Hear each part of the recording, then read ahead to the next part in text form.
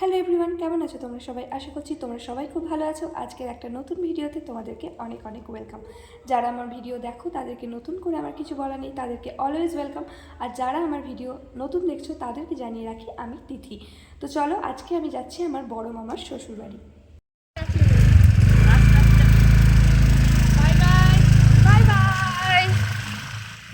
সকলকে টাটা করে বেরিয়ে পড়েছি উলুন্দি যাওয়ার উদ্দেশ্যে।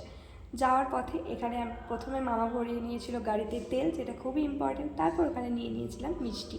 আর আজকে যা প্রচণ্ড গরম ছিল তার জন্য আমরা খেয়ে নিয়েছিলাম, আমি খেয়েছিলাম লস্যি আর আমার বোন খেয়েছিল ফ্রুটি।